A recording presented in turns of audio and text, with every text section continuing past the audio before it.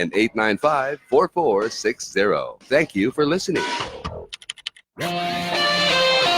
The views and comments of the hosts and guests are not necessarily those of the station. Para sa mga pulpul, para sa mga abusado, arogante, walang kwentang nilalang nagtatago sa titulong public servant, empleyado ng gobyerno o politiko at kahit sino ka pa, yan ang tunog na lalatay sa'yo. Walang sisinuhin, walang sasantuhin, basta't tiwali, gigisahin ni Percy Lapid. Si Percy Lapid dito sa Lapid Fire. Lapid Fire. Percy Lapid, matatag na sandigan ng mamamayan. Pader na di kayang gibain ni naman kahit mga ulupong sa pamahalaan. Lapid Fire. Lapid Fire. Lapid Fire. Dito sa DZRJ 8:10 AM. Magandang umaga. Congratulations. Tagaharap mo kami. Hindi mo lang nakukuha. Matagal na kami nakikinig sa'yo. Kasi magandang programa mo. Bukod sa mayroong tinatalakay na tama sa bayan, mayroong humor. At saka bilib ako sa'yo. Kasi nung minsan parang nagagalit yung babae sa'yo. Pero hindi mo pinatulang, cool ka lang. Ang ganda. Tira mo ka ako yung si Percy ka. Magaling talaga. Pero talagang kakako. Maganda ka makiharap sa tao. Congratulations. Babati lang ako sa'yo at more power. Keep it up. Percy Lapid Fire! Percy Lapid Fire! Tapang mo'y kakaiba, walang takot sa pagbira. Oh yeah! Oh yeah! Kapag mayroong anomalya, ibubulgar na talaga. Oh yeah! Oh yeah! Mga kurap sa gobyerno, ibibisto ng walang preno, maging ikaw man ay politiko. Artista man o kahit sino, pasasabugin ang baho mo. Sa Lapid Fire, walang sinisilo. Percy Lapid Fire! Makapal man ang iyong mukha, sa Lapid Fire, iuubra. Oh yeah! Oh yeah! Kahit pader, ginigiba, basta't mali, binabangga. Oh yeah! Oh yeah!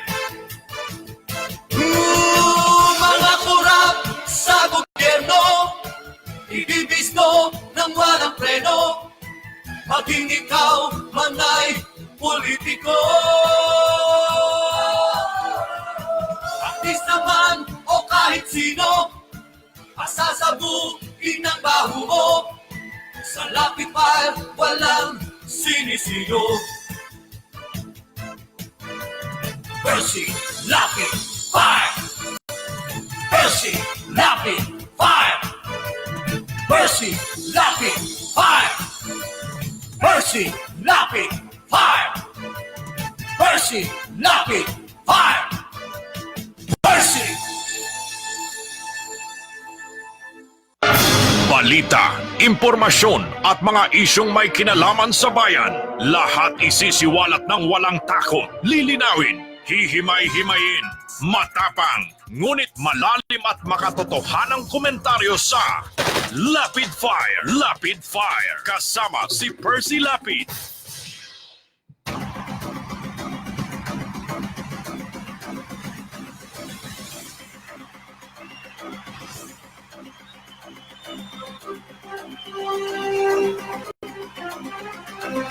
Magandang gabi po mga kaibigan. Muli pong sumasa inyo ang palatuntunang Lapid Fire na inyo pong napapakinggan Lunes hanggang Biyernes, pagsapit po ng alas 10 ng gabi hanggang alas 12 ng hating gabi. Dito po yan sa makasaysayang himpilan ng DZRJ 810, ang Radyo Bandido. At gaya po naman ng dati, maaari kayong tumawag para po sa mga nais magbigay ng reaksyon. Meron po tayong mga landline dito po sa ating impilan at meron din po tayong mga text line kung saan maaaring ipadala ang inyong mga reaksyon. Sa mga nanonood po naman ng ating live streaming sa Facebook, sa gawing kanan po meron tayong chat room, maaaring i-type ang inyong mga reaksyon na ating pong babasahin sa kabuuan ng ating pagtatanghal. Makakasama naman natin sa technical side ang magandang lalaki, Macho Guapito, ang ating pong idol na si Ariel. Hanggang alas 12 sa pagtatanghal ng ating palatuntunan. Ang balitang ito ay hatid sa inyo ng Hataw. Number 1 sa balita, basta tabloid, Hataw. Walang preno kung bumatikos. Malalim at makatwirang komentaryo. Mag-ingat ang mga politikong gumagawa ng kalokohan at baka kayo ay tamaan ng Lapid Fire!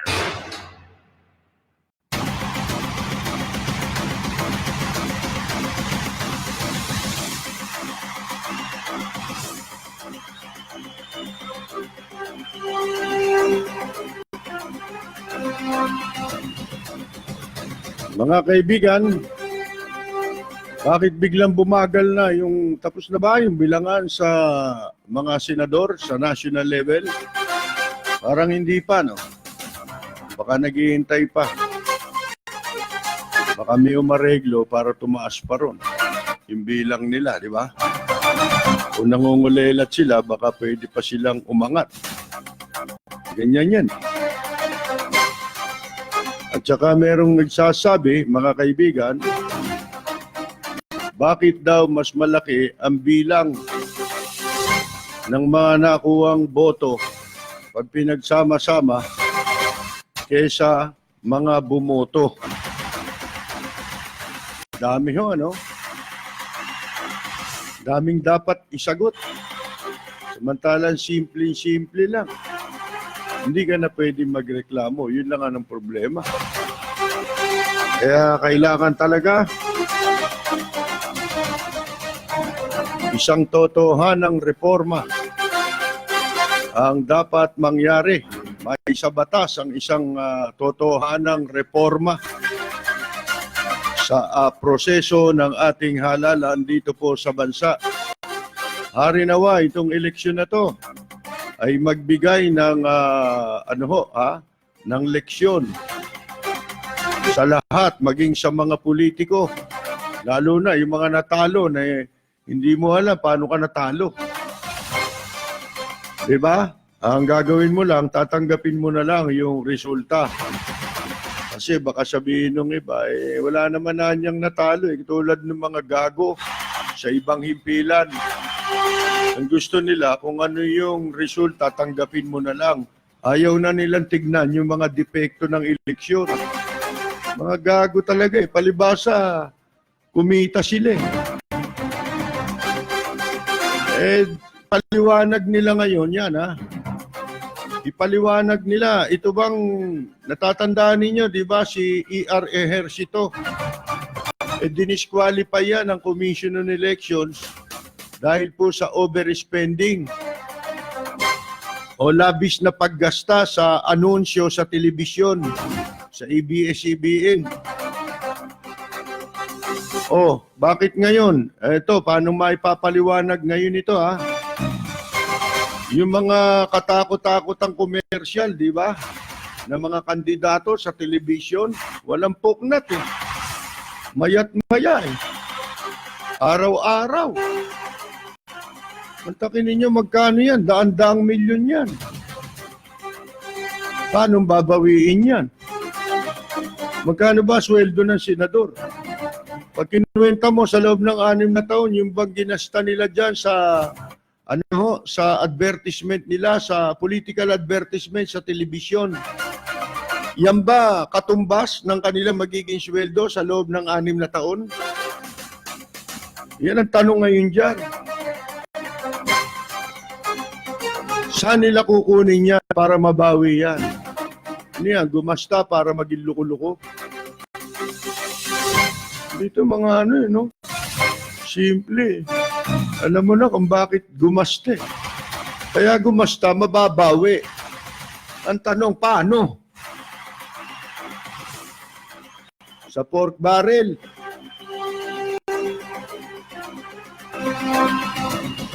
At saka ito, pag-usapan na. Si Mocha Uso, no? Talo. Hindi ba? Ew. Kala ko ba siya nagpanalo? Kung kung makapagsalita sila noong una, di ba? Ayan na niya nagpanalo kay Presidente Duterte. Ang lakas kasi niyan sa social media, million-million ng followers. Yung pala, totoo lahat yung findings. Kaya pala pinagtatanggal sila sa Facebook. May sindikato na palang nangyayari doon. Sipin mo, yung Facebook, libre. Pero merong mga magagaling, ginamit yung Facebook na pagkakitaan. At yan ang kanilang ipinagbili sa mga politiko kung kani-kanino na gusto sumikat.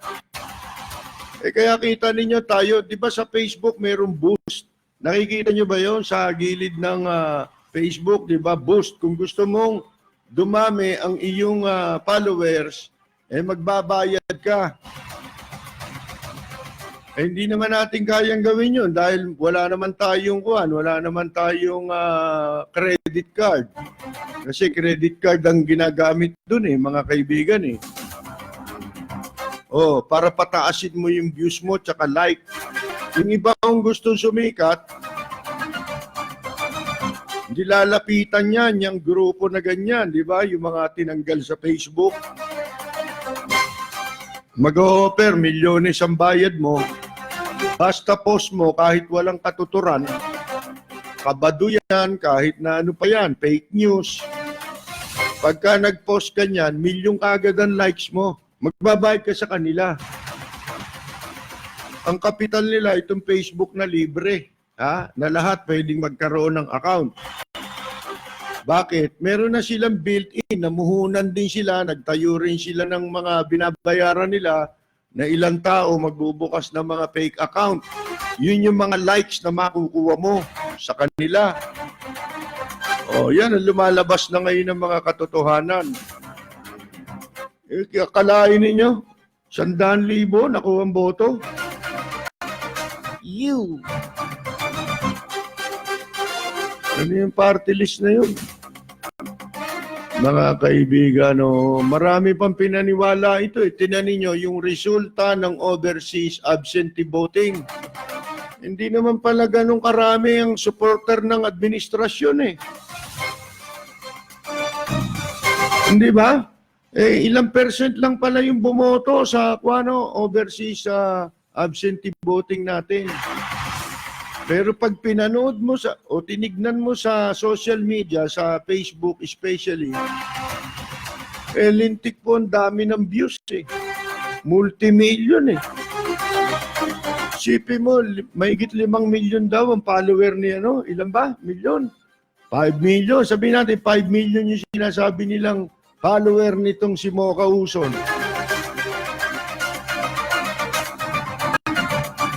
10% man lang nun, di mo nakuha.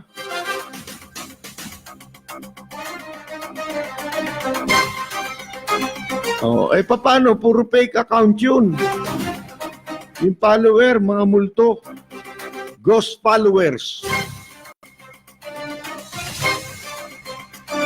At sa Maynila po, mga kaibigan, nagpaabot na ng kanyang pagbati si Mayor Alfredo Lim dito po sa nahalal na alkalde ngayon, si Isko Moreno.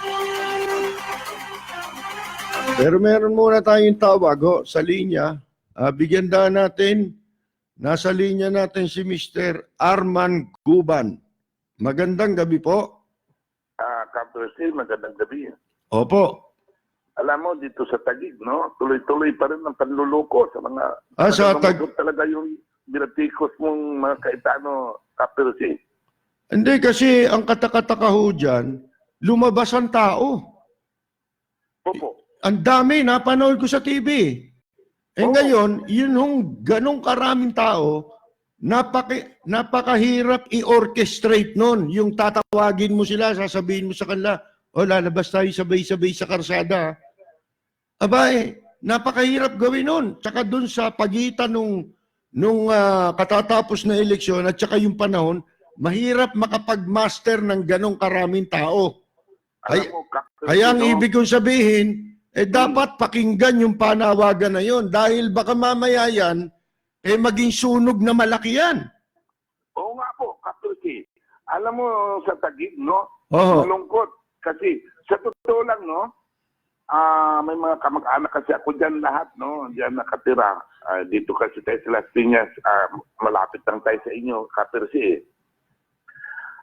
Ito, Kapilsi, binoto yung kapatid ko yung kalaban. Lumabas sa resibo, kahit ano, hindi na siya makapagreklamo sa principal kasi ang mga teacher daw, yun, hindi na pwede daw paulit-ulit. Pwede ba yung ganun, Kapirsi? Hindi, tsaka hindi lang isa nagsabi. Marami, kaya nga maraming lumabas, nagtaka sila sa resulta.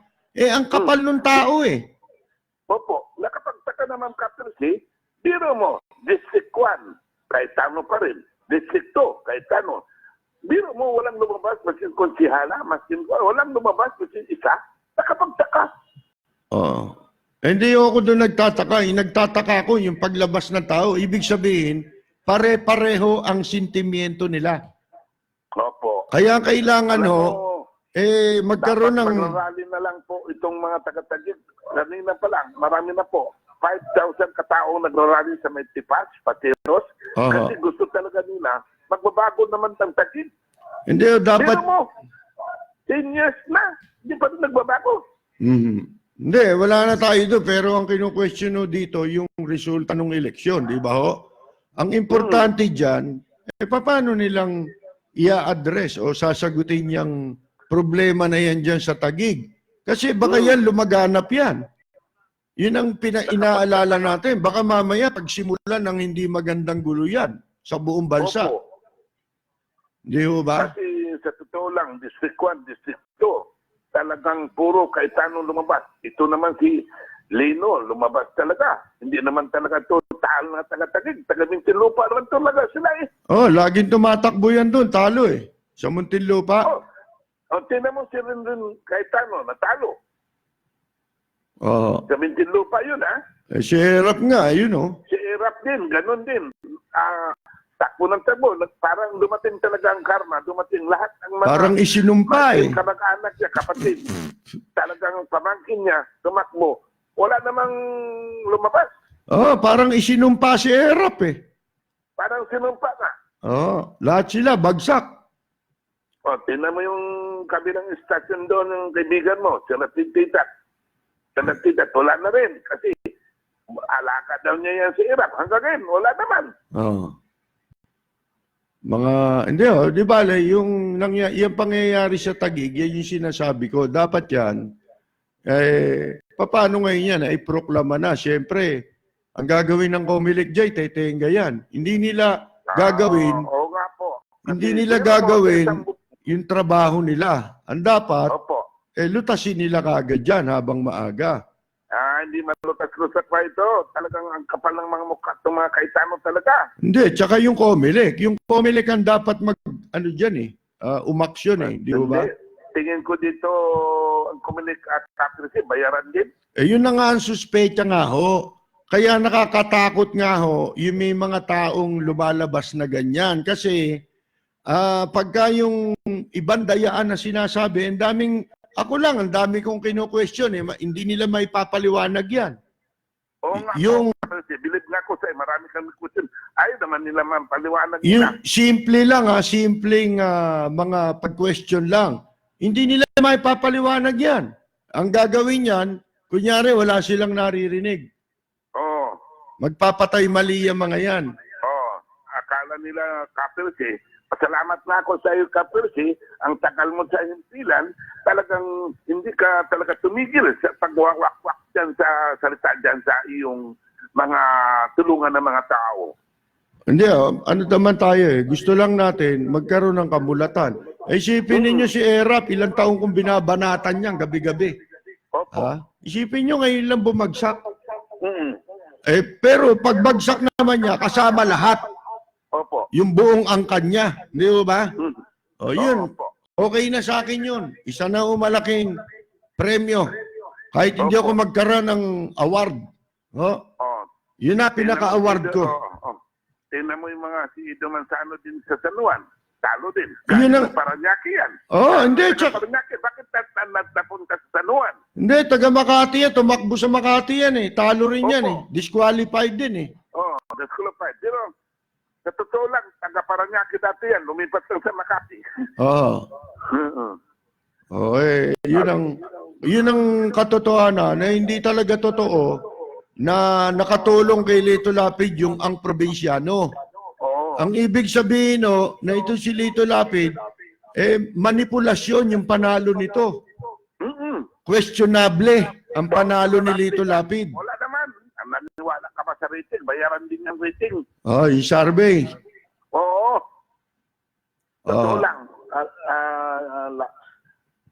Talagang hindi na ako nagtiwala sa ngayon. Mhm. Dapat talaga. Salamat tayo Kapirsi. Dito sa Taguig talagang ayusin nila yan. Oo. Banatan araw-araw yan. Dapat nilang ayusin yan. Grabe yan, Kapirsi. Maraming pong salamat, Kapirsi. Salamat Salamat Mr. yan. Talagang araw-araw kami nakikinig sa inyo. Mas doon pa ako sa Sikihor. Dumating na rin ako sa Manila. Talagang araw-araw. Maraming salamat. Hindi ka tumigil sa bunganga mo dyan, Kapirsi.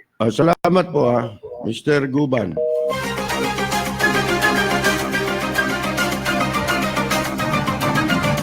Alam mo ninyo, delikado yan kasi hindi lang naman sa Taguig merong mga nagrereklamo.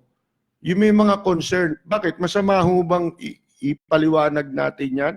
Masama ho ba yun? Masama bang mag-question? Hindi ba? Hindi ba mas maganda habang may nagko-question, ipinapaliwanag. Habang ipinapaliwanag, lalong gumaganda. Lilinaw kung mali yung mga question. Kung walang basis yung mga question. Katulad niya, may mga reklamo sa iba't ibang lugar na may nangyaring kalokohan. Yun mga concern yun. Hindi naman kamukha dito sa Taguig na tagang lumabas ang tao. Doon bilib ako Bilib ako rin sa mga tao sa Taguig Ang tingin ko, spontaneous yun Hindi yun, walang nag-utos doon na, halika, lumabas tayo. Walang ganun Kusa mga kaibigan Kasi yung panahon, yung panahon para ka makapag-ipon ng ganong kalaking tao, mapalabas mo ganong kalaking tao, it will take time. Di ba? May pondo kang kailangan doon at saka mobilization. Paano mo immobilize na lumabas ang tao? Hindi. Tsaka sa pagsasalita nila, doon mahalata mo, di ba katulad yung mga ini-interview pag may rally? Di ba may mga instance na, ba't ka nandito sa rally? Hindi ko alam sabi ko, pumunta lang kami rito Okay, tamo. Di ba? Ito hindi Lahat ng bigyan mo ng mikropono, itapat mo sa bunganga yung mikropono, yung sinasabi with credibility yung tao Kahit ba hindi mga kilala yan, credible yung klase ng pananalita nila Hindi ba? Alam nila yung sinasabi nila. Hindi yung nagpunta lang doon dahil may nagtawag sa kanila. Lumabas tayo. Hindi ba? Nung in-interview, ba't ka nandito? Sana kung sinagot Hindi, basta sinabi sa akin, pumunta kami rito Hindi ganun ang sagot. Kaya natitiyak ko, delikado yun, mga kaibigan. At dapat ang gobyerno nakikinig sa ganyan. Hindi ba? O katulad ngayon, di ba? Ang gobyerno, ang palasyo ngayon, nananawagan ng parang reconciliation. Nakikipagkaibigan na sa oposisyon, nananawagan sila na makipagkaibigan na oposisyon. O kayo ngayon mga gago, na sobra kayo kung makapanlait sa mga pumupuna sa gobyerno. Sobra kayo kung makagawa, lalo na Pasimuno, si Mocha. Ayan, natalo ka tuloy. Kung makapanlait kayo, gano'n na lang. Ngayon, yan yung sinasabi ko nung araw. O paano? Pag nagkasundo yan, paano kay lahat nung sinabi nyo, paano ngayon? Halimbawa, kamukha di ba inahalimbawa ko nga nun si Dilima? Mura ka. Ibig ko sabihin ganito, kailan ba nagiging tama yung mali? Kailan nagiging mali yung tama? Di ba? Sa akin kasi, yung tama dati, tama pa rin ngayon yun. Ano mang mali dati, talagang mali yun. Pwedeng yung mali, pwedeng yung palitawin ng tama, kahit magsama-sama pa ang buong Pilipinas. At ako lang ang kokontra. Pero alam ko, tama ako. Pero yung buong Pilipinas sasabihin, mali ka. Hindi nangangahulugang mali na nga ako. Hindi ba? Maaring mali ako ngayon dahil gusto nyo magkaroon ng paniwala na ako mali. Ha? At kayo ang tama. Mga kaibigan. Pero paano yan? Katulad ka ako, binibigay kong halimbawa. Paano kung halimbawa ito si Dilima? Sasabihin na niya ngayon, sinusuportahan ko na ang gobyerno ni Presidente Duterte. Ibig niyo ba sabihin, tama na si Dilima? Wala na siyang kasalanang ginawa?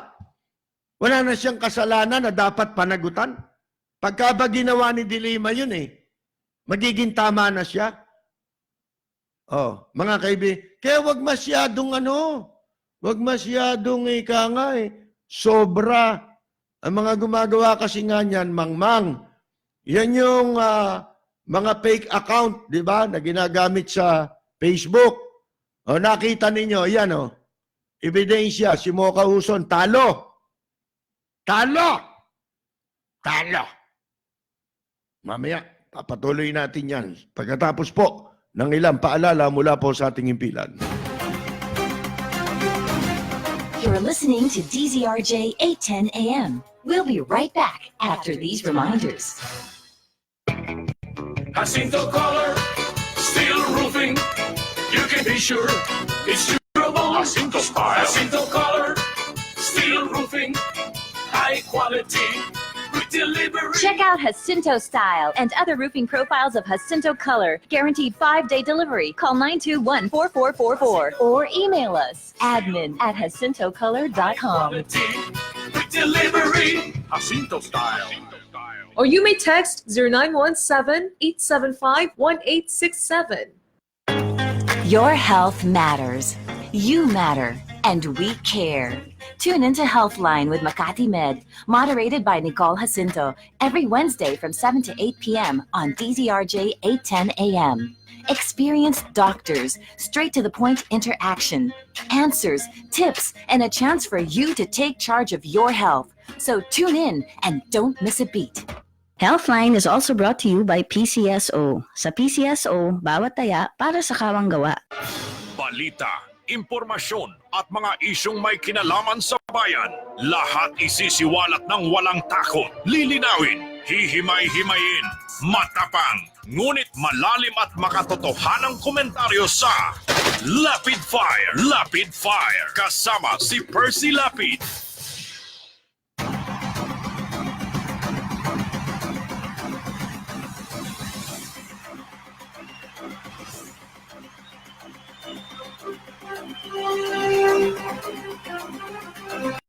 Magpapatuloy po tayo. Tingnan ninyo si Mocha Huson. Sabi ni Panelo, spokesperson, mga kaibigan, I can't believe that. Mocha lost.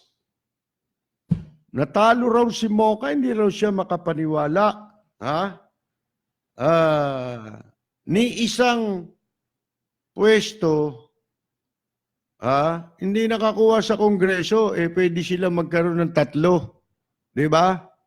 Bakit talo si Mocha? Parang I can't believe that. Sabi ni Panelo,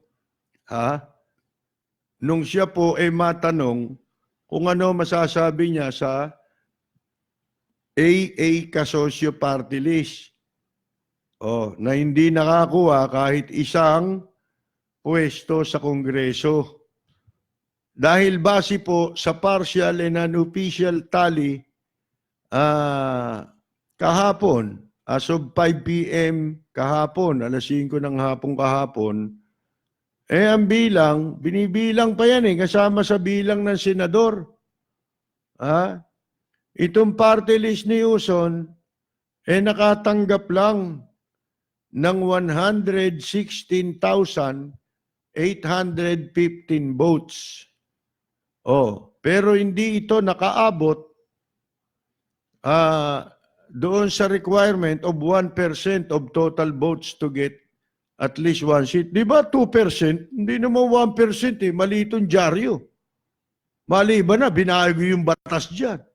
Sinasabi sa batas, 2% of the total votes cast. Hindi niya naabot. Ayun na, 100,000 lang siya may get. Tapos sa Facebook, kung makapanira yung mga yan, lintik, di ba? Kumakalat yung paninira, parang apoy Masusunog yung Facebook Di ba? At ang following daw nito, kung makapagsalita yung mga taga-palasyo, mga sip-sip. Kasi ang paniwala nila nun, gusto nila yung paniwala nila, gusto nila maging yun din ang paniwala ng publiko. So parang pinalilitaw na si Mocha Uson daw ang nagpanalo si Presidente Duterte. Ano yan, kingmaker? Dahil yun daw, di ba si Andana Rampuri ng Puri dyan? Ang linis nga ng tumbong ni Mocha Uson, nasa PCO yan Kadidila niyan Andana rin. Sobrang linis, pinakamalinis na tumbong yan ngayon, mga asan? Asan tong kasosyo party list ni Mocha Uson? Yun. Pinulot sa basurahan, mga kaibigan. Paano mo sasabihin? Kaya totoo lahat yun yung mga na-discovery na fake account.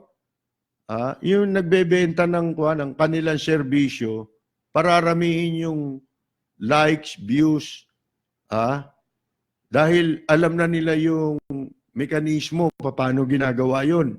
Tinuklas nila. Tapos, yung mga likes doon, halimbawa, sasabihin, nag-like. Hindi, isang pindot lang nila, ganun karami na yun. Yung parang text blast. Natatandaan niyo ba merong text blast Alam ko, pinagbabawal na rin yun Yung text blast, di ba? Pagka merong yan ginagamit silang aparato dyan, pag nag-text sila, lahat nung, halimbawa, 3 kilometro ang layo doon sa aparato. Lahat ng may cellphone na 3 kilometro ang layo doon sa aparato ng text blast, pag pinindot yun, lahat kayo tatanggap ng message na yun. Yun yung text blast. Ganyan nila in-apply. Ito nga sa Facebook, mga kaibigan. Kaya, nabulag yung iba, akala, lahat ng sinasabi ron, totoo, sa dami nung nanood. Yung pala, wala naman nanood kasi fake account lahat yun. Pati yung mga likes nung fake account lahat ang gamit doon. Mga kaibigan, talagang nagpapaupa sila, ginawa nilang negosyo. Sipin mo, na-discovery ng Facebook yan, tinanggal sila. Di ba? Ngayon, ito ngayon yung nagpapatotoo na walang, isipin mo, pati kagaguhan, ilabas mo ron. Di ba? Yung katangahan, kabubuhan, yung argumentong walang pinaghugutan, basta lang pagbibintangan yung tao, one-liner, sasabihin, walang ito, si ganito, patay ka na. Akala ngayon, kasi pumasok sa, nabasa mo yun, nag-share sa'yo, akala mo ngayon mga kaibigan, binasa ng 5 milyon yung yung nakasulat na paninira laban sa'yo. Di ba? Isipin mo, narating 5 milyon. 5 milyon daw. Bakit ngayon? Asan yun? Sana man na nakakuha siya ron kahit 10% na lang Di ba? Ngayon, yan ang katunayan na yung Facebook, hindi dapat ginagamit sa kasalbahihan yan. Di ba? Unang-una, pag nakakasira ka ng tao, wala ka naman basis. Kami hindi bale. Halimbawa ako, binabanatan ko yung ganyang issue. Halimbawa, meron ako pinagbasihan. Katunayan, sinulat ko sa dyaryo yan eh. Pwede nila ako i-demanda eh, kung hindi totoo eh. Pinost ko lang kung ano yung sinulat ko sa dyaryo. Mga kaibigan, lalo na may pinapangalanan ka. Bakit? Kasi meron akong pinagbasihan eh. Ngayon, pag nagdemanda yun, doon ko papakita kung ano yung pinagbasihan ko. Kayo, ano papakita nyo? Wala. Kasi fake account yun eh. Sino hanapin mo? Wala naman talagang ganun tao. Etong dating-daan, yan ang ginagawa ngayon yan. Magpapanggap, magko-comment, o kaya magpapa-add sa'yo. Ang mga litrato galing sa Google. Kukuha na marami litrato doon, ilalagay nila. O kaya litrato ng may litrato, lalagay rin nila. Lagyan nila ng walang hiya yung mga yan eh. Kita mo, nahuli yung ano nila, gumawa ng Bikoy. Membro nila. Na nagpapabagsak sa gobyerno. Mga kaibigan. Kaya ngayon, it's about time na magbago na kayo. Ngayon, wala tayong magagawa kundi tanggapin natin kung ano yung resulta. Bakit? Hindi naman kayo preparado eh. Buti nga yung mga taga-tagig, lumalabas eh. Magagawa niyo ba yun? Yun nga yung pinapanood ko na isang gabi, may interview. Ang tinanong, tungkol dyan, sabi niya, ang pagkakaiba kasi ngayon, di kamukha nung panahon natin, pag may mga malalaking issue na kailangan lumabas ang tao, pumupunta ang tao sa karsada. Ngayon wala nang ganun. Dinadaan sa Facebook. Mga kaibigan, nagmumura sa Facebook. Nagsisisigaw sa Facebook. Pero para ipakita niya ang kanyang pagtutol halimbawa sa isang issue, ayaw niyang payagan na mangyari ang isang masamang bagay, hindi na lumalabas. Hindi niya kaya. Nalalakas magmura niya, no? Lalo na yung mga pag-issue sa China. Okay naman yun. Kasi agrabyado tayo dyan. Pero may lalabas ba? Wala naman eh. Mga kaibigan, akala nila ang laban ng kilitian lang. Gusto niyo makipag-away, kilitian ang paraan? Ganun ba? Ang laban? Ba hindi? Di ba? Ang gera ba, kilitian? Mga kaibigan. Hindi naman bala ginagamit sa, hindi naman kiliti ginagamit sa gera, bala, tsaka baril. Di ba? Kayo, armas nyo lang, pangkiliti. Mga kaibigan. Wala na to. Itong henerasyon na to, wala na ito. Pagka hindi pa itong mga may edad ngayon, pag wala pang ginawa para at least man lang, masiguro natin na hindi masyadong sasamang ang mga susunod na henerasyon, mapabuti sila, dapat may gawin din tayo kahit papano. Kahit pa sabihin na nating nakatadhana na talaga itong mundong ito na wasakin, gunawin. Kahit nakatadhana na yan, sabihin na natin, totoo yan. Pero hindi naman siguro masama kung tayong mga mamamayan mag-iisip ng mabuti. Masama ba yun? Kasi kung masama yun, lahat tayo magpakaloko na. Magpakasira na ulo natin lahat. Hindi masama yun. At hindi mo nilalabag yung kagustuhan o itinatadhana. Hindi mo nilalabanan yon. Ang ginagawa mo lang, katunayan Hindi ba ang hinahanap ng Panginoon Diyos yung maging mabuti tayong tao? Hindi ba? Pagka naging mabuting tao ka, magiging mabuting mamamayan ka. Masama ba yun?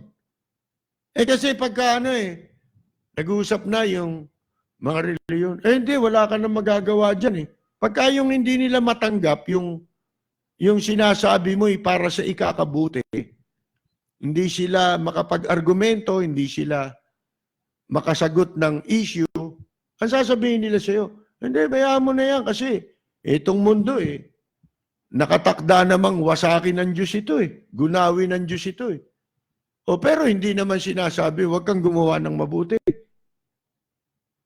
Kaya kung hindi sinasabing, huwag kang gumawa ng mabuti,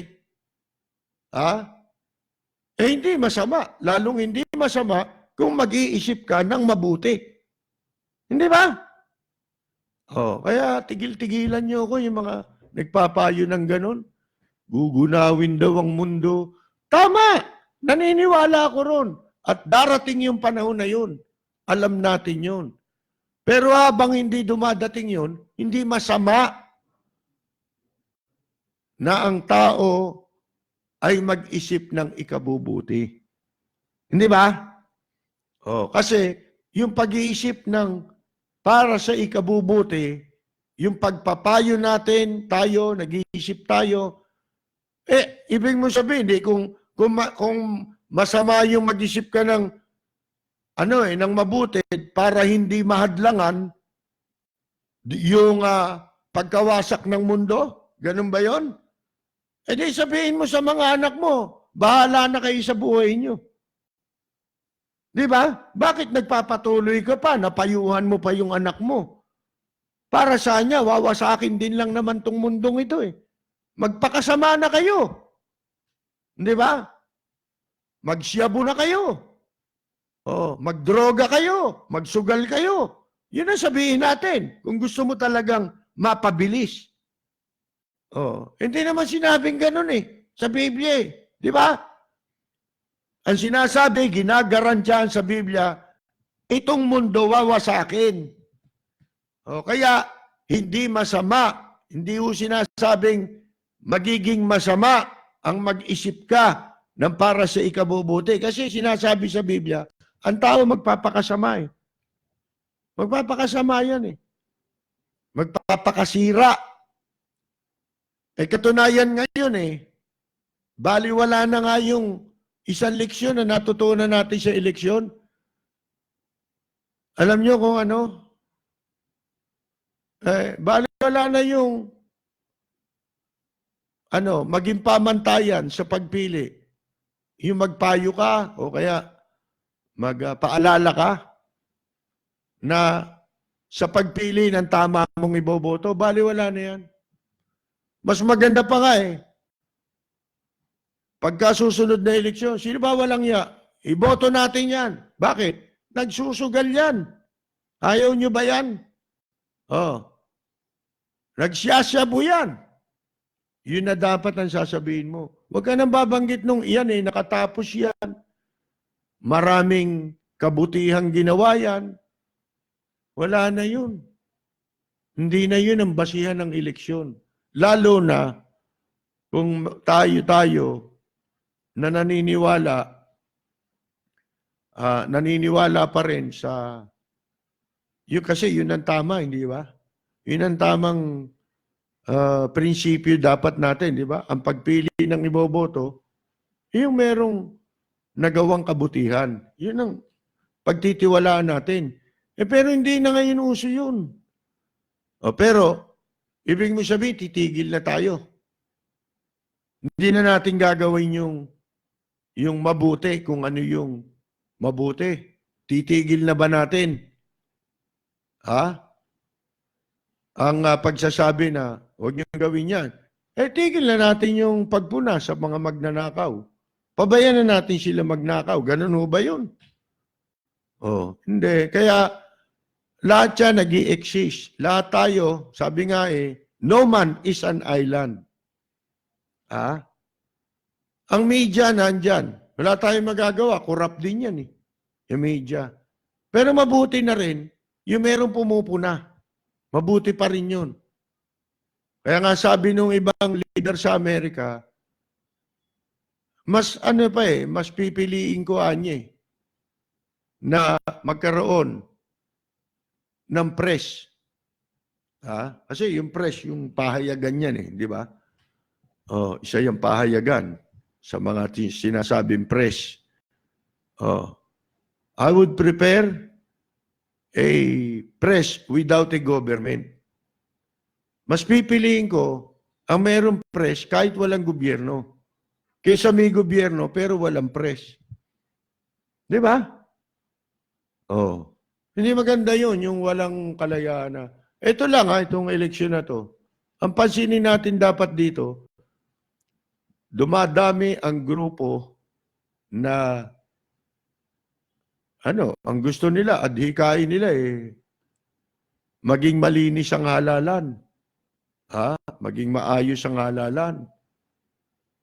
Pero habang dumadami ang grupo na nag-iisip ng mabuti, lalo sumasama eleksyon natin Meron pa nga nagsasabi, ito raw ang pinakamarumi talagang halalan Bagay, totoo yun kung ang pagbabasihan natin yung vote buying, yan lang resulta ng eleksyon sa pamamagitan ng Smartmatic, ginagamit Smartmatic, SD card. Sabihin nyo nga sa akin ang pinakamatibay na dahilan. Titigil na ako sa pagsasalita na hindi pwedeng nadadaya ang namamanipula ang eleksyon. Kung merong isang katibayan, kasagutan na masasabi, imposibleng madaya ang Smartmatic. Sige, tigil na ako. Di ba? Pag meron silang nasabi, nakatanggap-tanggap na imposibleng madaya yan, yung garantiya na imposibleng madaya yan, di titigil na tayo sa pagbanat dyan, pagpuna dyan. Ba't natin pinupuna? Wala Walang garantiya yan. Mga kaibigan, ang gusto nating makitang eleksyon kung talagang katulad niya, diyan pa lang makikita na ninyo layunin ng mga tao na kumakandidato Pag sobra-sobra advertisement ginamit, pagdudahan mo na yung taong yun. Hindi ko sinasabing guilty na siya, pero yung pagkatao niya, kaduda-duda Yung layunin niya sa pagpasok niya sa politika, masama. Sipin mong gumastos ka ng limpak-limpak, sino nag-finance niyan? Halimbawa na, hindi ikaw ang gumastos niyan. May gumastos niya para sa iyo. Sino yun? Mabuting tao ba yon? Meron ba mabuting hangarin yun? Kaya niya ginastosan ang propaganda mo? Mabuti ba layunin nun? Gagasta lang siya dahil gusto ka lang niyang mapwesto? Ganun lang yon? Wala siyang hinahanap na kapalit? Para mabayaran mo siya ng utang na loob? Daang milyon ang pinag-uusapan dito, isang kandidato. Sobra-sobra sa daan-daan milyon yan. Ang ginagastar yan. Di tanong nyo airtime kung magkano. Mayat maya, pakwenta mo ilan. Yan ba, sisitahin ba ng Comelec yan? Hindi. Bakit? Hindi sila sinisita sa kagaguhan nila Alam natin itong eleksyon na to, hindi nga lang natin tukoy exactly kung alin ang mga paraan na ginamit sa pandaraya ng Smartmatic. Pero alam natin meron yan. Yun lamang order ng mga senador. At saka yung ngayon hanggang ngayon may panahon tumigil yung bilangan, di ba? Tumigil, huminto. Ano ibig sabihin nun? Nag-aayusan? Kung sino ang aareglo sa kanila? Bigla, pagka nagbalik yung bilangan, mataas na yon. Ganun ba yon? Di ba ganun? Ano pa isipin mo ron? Ibig sabihin, walang kaalam yung PPCRB, wala? Alam niya yan Magkakaalam yan survey, Comelec, magkakasabwat yan. Para bilugin ang ulo ng tao, maging maging totoo yung isang eleksyon, yung mga eleksyon. Sa ibang bansa, napakalayo natin. Nag-eleksyon ngayong araw, gabi, tapos na. Tigil na. Pagka may lumabas, tanggap ng tao dahil alam nila walang dayaan. Di ba? Si Trump, gano'n. Di ba? Sa Amerika, gano'n. Oh, tanggap na ng tao. Tahimik na. Credible ang eleksyon. Eh dito, incredible Hulk eh. Yung election eh. Ang daming hindi maipaliwanag. At saka, yung mga katanungan na yan, hindi na itanong bago nila inaprubahan yung paggamit ng Smartmatic sa ating eleksyon. Unang-una, dayuhan yan. Doon pa lang, hindi na pwede. Bakit natin hahayaan ang mga dayuhan na magkaroon ng pakialam sa eleksyon natin? Sino yung mga hayop na yan? Ha? Pagka Amerikano, galit kayo. Pag dayan, di kayo galit. Anong katarantaduhan yan? Di ba? Pagka makikialam mga Amerikano, galit kayo. Pero pag pinakikialaman, pati eleksyon natin, wala nagagalit. Ganyan ba kasiraulo ng mga Pilipino? Mga kaibigan, alam nyo, kapag ka itong eleksyon na to, yung susunod, eto, wala na tayong magagawa. Wala namang, puro bunganga lang naman dito, puro Facebook lang eh. Hindi nga makalantad eh. Kaya puro fake account yan eh. Bakit? Walang taong gustong lumantad. Nasasabihin niya yung tama. Ay, nadiscover nila, pwede paninira. Okay, ayun, nagtatago sila lalo. Wala silang tunay na account. May gumagawa lang ng mga yon para manira dahil binayaran sila. O kamukha niya, maliwanag na ebidensya na nga yung pagkatalo ni Mocha Uson. Mga kaibigan. Alam mo ninyo, pag yan, nangyari pa yan pa rin ang sistema ng eleksyon. Sip mo, bilyon-bilyon, 10 bilyon yata bayad dyan. Smartmatic. Saan dadalhin yung pera? Di ba ilalabas nila yan kasi hindi man sila taga rito eh. Malaki epekto nun sa ekonomiya natin. Kaya pabagsak tayo eh. Wala akong nakikitang indikasyon na tataas ang ekonomiya natin eh. Mga kaibigan eh. Pinapayagan natin kunin yung pera natin, imbes na dito umikot. Bakit ang hindi natin pag-isipan? Mas mabuti pa bumalik tayo sa mano-mano. Ang pag-isipan natin, yung manpower na gagamitin. Paano natin maipagkakatiwala ang pagbilang sa manpower? Yung COMELEC, wala na yung mga hayop na yan. Talamak na mga magnanakaw na yung mga yan eh. Ang kakapal na ng mukha, batas na nga. Hindi naman nila maipatupad eh. Kung ano-ano pinagsasasabi, hindi nahihiya, walang kahihiyan. Ultimong ninuno nila, kung nabubuhay ngayon, baka tadyakan sa mukha yung mga yan eh. Mga kahihiya ng mga ninuno nila yan eh. Sasabihin ng ninuno nila kay James Jimenez, Alin, ikaw, kung alam ko lang magiging ganyan ka, abay di sana nung maliit ka pa eh. Pinisa ko na yung ilong mo.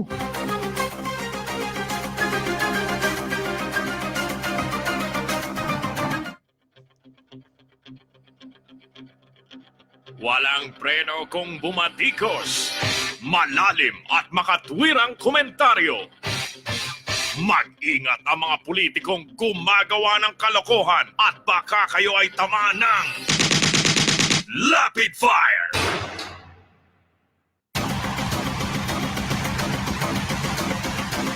Sipin mo, baby pa lang dapat si James Jimenez kung alam mo puro kasinungalingan lang pala gagawin nito. Eh di sana pinisil na ng ninuno niya yung ilong niya, di ba? Mga kaibigan, parang si Soriano. Eh kung alam ko lang na ganyan yan eh. Sabi siguro nung lelong yan eh. nung bagong panganak pa lang yan eh. Pinisil ko na ilong yan eh. O ganun no, mga kaibigan. Sa ating mga Pilipino eh, wala na. Nagpo-produce na tayo ng mga henerasyong hindi na marunong manindigan. Binibigyan na lang kasiyahan ng sarili. Sabi nga ni Tap, di ba?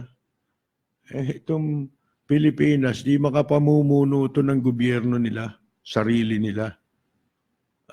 Karamihan dito, mangmang, superstitious, yung mga ganyan. At saka, nakita ninyo, ang liwaliwanag ng mga ebidensya, yung questionable, yung ranking ng mga senador. Di ba, binibigay. Isipin niyo, si Tolentino, pangilan? Pangilan si Tolentino?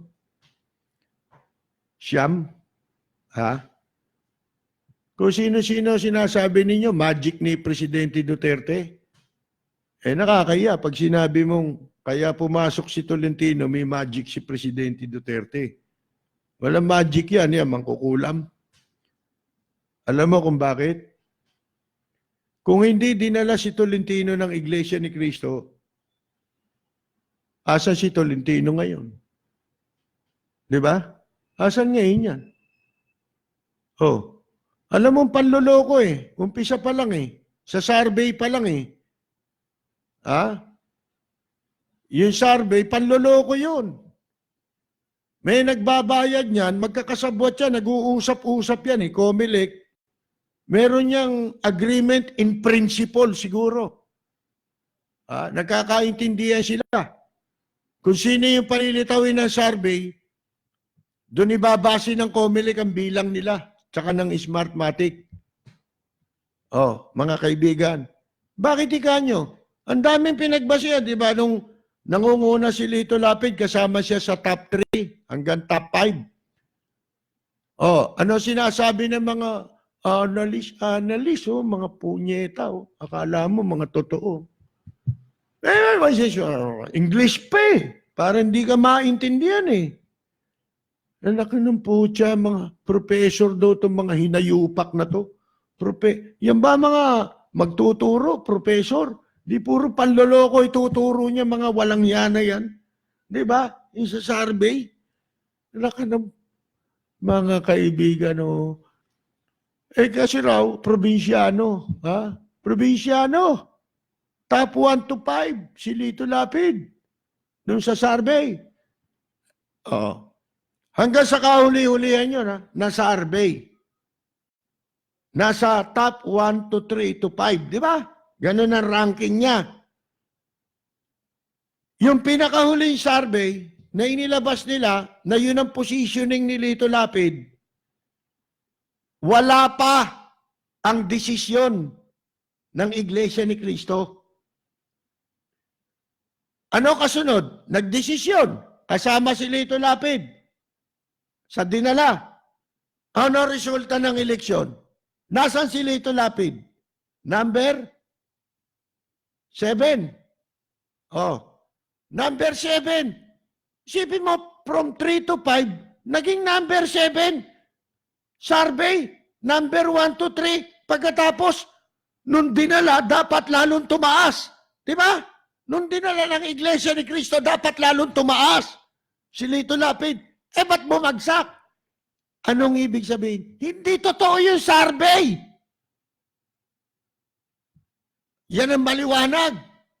Ang probinsyano, ba't si Edo Manzano? Pinulot sa kangkungan. Hindi, ano yan kontrabide. Galit ang tao dyan ganon? Si Mark Lapid, bakit talo? Mayor! Anak ka ng mga hindoropot kayo? Ang liwanag. Ang probinsyano. Puro kayo Ang probinsyano. Puro kayuhin. Puro kayuhin. Puro kayuhin.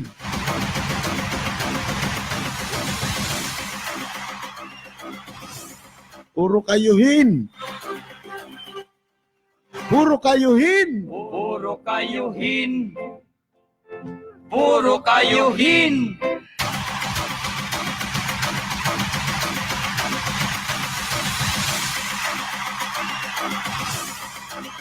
Hindi, sabihin nyo, kung may paliwanag kayo doon, sa sinasabi ko na yon. Si Tolentino, pangilan? 9? Oh, kung di dinala ng pangilan siya, di ba mataas din siya, mga 6 siya, gano'n, di ba? 6 siya, di ba? Si Tolentino, 5, 6, mga gano'n, di ba? Ba't ngayon, 9? Oh, ay sabihin mo na lang, halimbawa, number 8 si Tolentino nung survey. Wala pa yung decision ng Iglesia ni Cristo kung sino dadalhin. Yung pinakahuling hanggang sa pinakahuling survey. Oh, ay na nagkaroon ng decision, kung nasa number 8 siya sa survey, dapat sa resulta ng eleksyon, umangat din siya kamukha rin ni Lito Lapid. Eh hindi, bumagsak eh. Ano ibig sabihin? Sa kaso nitong mga itong dalawang binabanggit natin, hindi sila pasok kung hindi sila dala ng Iglesia ni Cristo. Laglag sila, mga kaibigan. Oh. Yung kay Jinggoy, tuwan-tuwa ako ron eh.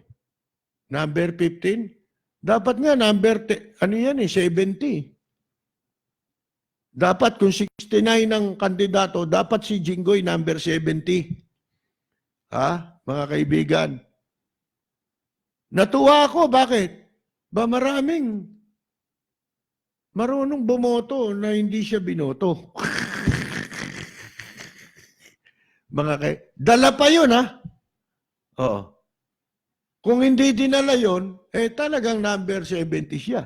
Di ba? Hindi siya nadala ng IAC. Kita na ninyo? Mga kaibigan. Yan, meron lang makapagsabi sa akin. O ito tinatanong ko kayo. Alam natin, lalo na yung mga kaedad ko, o mas nauna sa atin, inabot namin yung mano-mano eh. Bilangan, no? Ni Mike pa eh. Ni bilang yan eh. O, mga kaibigan, sinusulat pa pangalan nun, At saka doon, nung una, wala yung yung binabaliwala ang boto kapag hindi kompleto yung pinilap mo. Yun lang gusto ko eh. Hindi bilangin nyo. Diba? Kasi ibang kandidat, yung mga politiko, ayaw nun. Gusto nila, wag bilangin yun kasi lamang yun eh. Malalamangan sila. Yung pagka 1, 2, 3 lang ang sinulat na kandidato, lamang na yun. Malaki nila, 10 boto katumbas kaagad nung halimbawa. Mga nawala doon sa mga hindi nakasama pangalan doon. Kayo, alam ninyo yung eleksyon, di ba? Alam ninyo na kapag halimbawa, katulad to si Aimee Marcos, saan ba malakas si Aimee Marcos? Pwede siya kumuha ng boto. Number 1 ang pwede niyang pagkuha ng boto, Ilocos region. Tsaka yung region 2, pwede siyang kumuha dyan. Region 1, 2, 3. Yan, pwede siyang malakas dyan. Ibig mo sabihin, noon, pag binilang mo yung mga boto base sa provincial at saka regional, mga kaibigan, tatambakan sila ni Aimee Marcos. Hindi pwedeng mag-number 1 doon si Cynthia Villar. Hindi pwedeng mag-number 1 doon si Grace Pue. At kung sino-sinong kandidato. Tiyak, pag binilang mo yung botong yun, lalamang si Aimee. Si Aimee, pinakalamang na sa kanila ron. Ba't yung ranking hindi nababago? Pumapasok yung boto kung ano yung ranking na nilabas nila from the start. Hindi naman sila alphabetical di ba? Kung ano yung ranking na yun, pasok lang ng pasok ang boto, ang nagbabago lang itong nasa number 11, 12. Di ba? Yun lang ang nagbabago. Hindi mo nga alam kung sinasadya na wag mo nang yung pinababagal ang botohan, ang bilangan. Ngayon, tsaka ilang araw na yan, di ba kahapon, bumagal na eh. Konti na lang bibilangin. Sinasadya, pwede pang umareglo sa kanila eh. Kasi, pwedeng palitan ng ang laman ng SD card at may reserba yun. Sino nakapagsasabing wala yun? Walang mga garantiya yan eh. Di ba? Noon kasi, pagka ang boto, alam mo kung saan ang galing, alam mo kung sino magtatap doon. Halimbawa, galing ng Region 1. O, alam mo na, magtatap dyan. Hindi pwede magtap dyan kung sino-sino. Yung taga-ron ang magtatap dyan. Oh, galing ng Leyte. Oh, siyempre, hindi man mag-top siya ron, kasama siya lagi sa 3 mangunguna ron. Di ba? Oh, probinsya. Dito hindi na bago ranking eh. Dapat sana pag may pumapasok, nagbabago yung positioning. Di ba? Oh, ito wala. Sige, yung mga tanong ko na yan.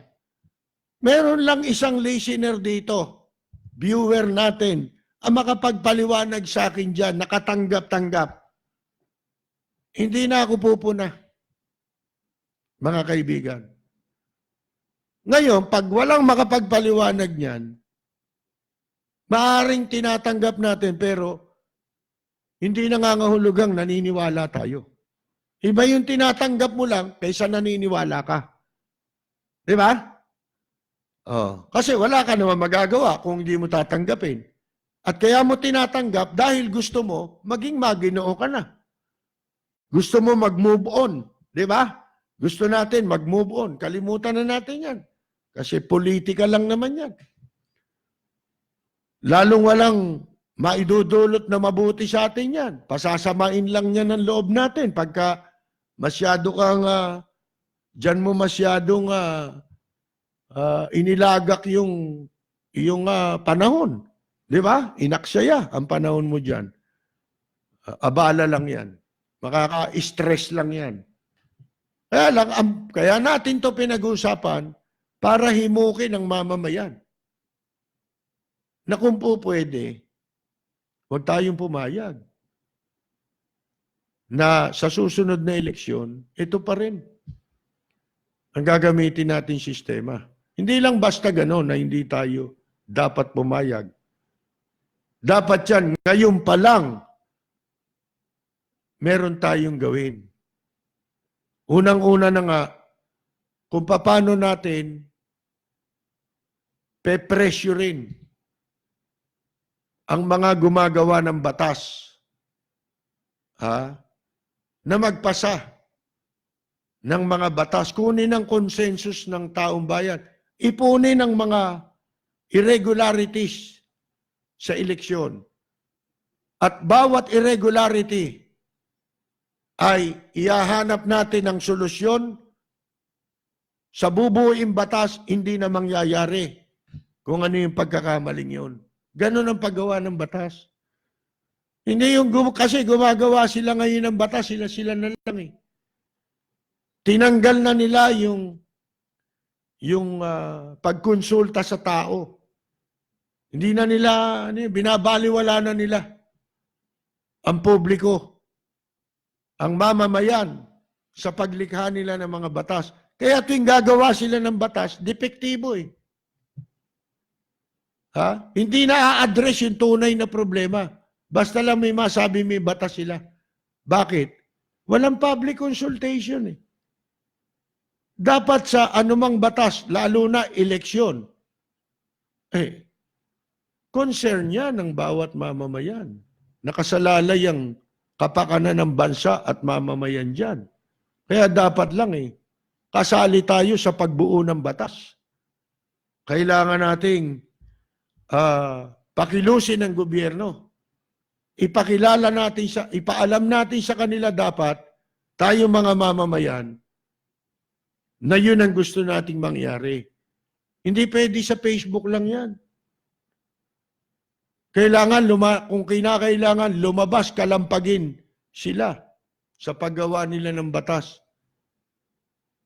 Dapat gawin ng mamamayan yan. Otherwise, wala na. Ito, bahagi namin. Ito ang bahagi ng kakayahan ko. Oh, mga kaibigan, ang sabihin, yung hindi ninyo nasasabi. Hindi ho ba? Ito yung party namin eh.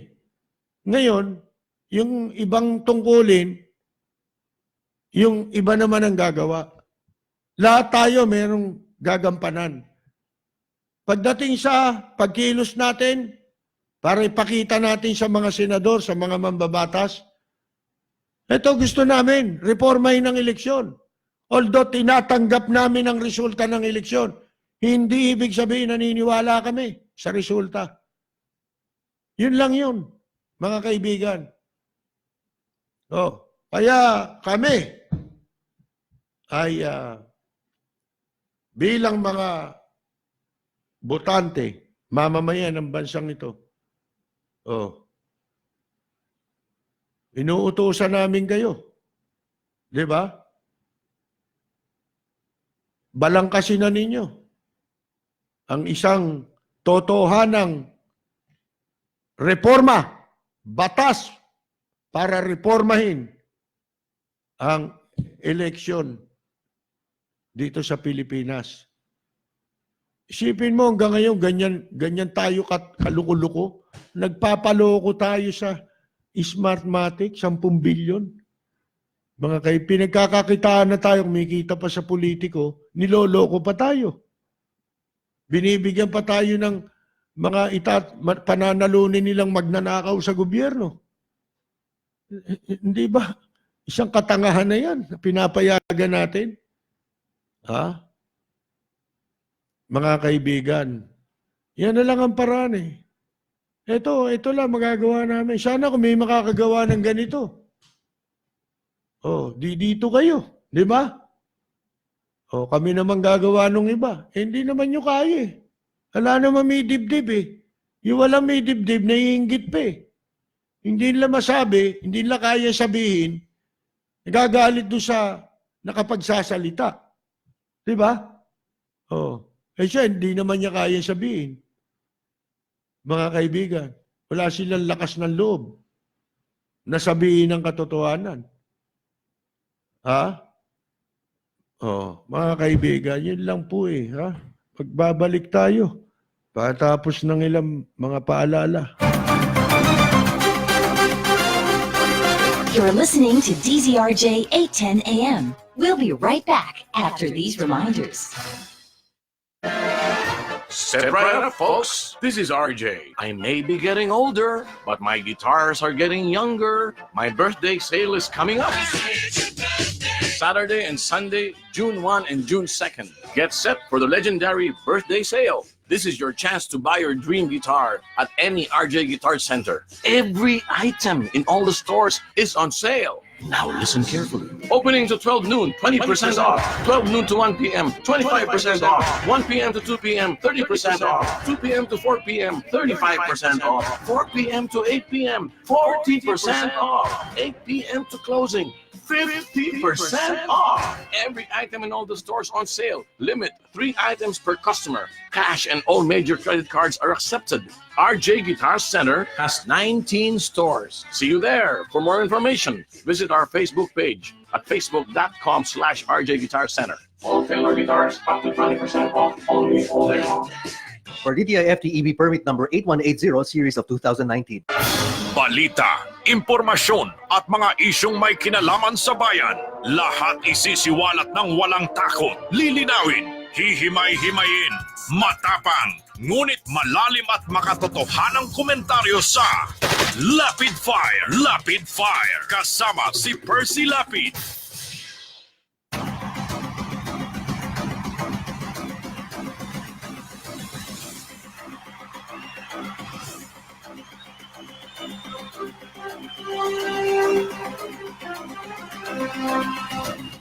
Alam nyo, dahil sa pagtanggap na lang natin sa mga kamalian, kahit mali, patuloy nating tinatanggap, mga kaibigan, at wala tayong ginagawa. Kahit hindi ka panipaniwala, ang isang bagay na ating tinatanggap, wala nang dahilan para magkaroon pa tayo ng pamantayan sa pagpili ng iboboto natin. Di ba? Ba't pa tayo maghahanap ng may magandang record, totohanan, hindi rin naman pala masusunod yun. Bakit? Kasi yung sistema ng eleksyon natin Di ba? Marumi. Napakarumi. Yan ang talagang pang-inodoro. Mga kaibigan, pang-inodoro na yung election process natin. Pinakamarumi na yan.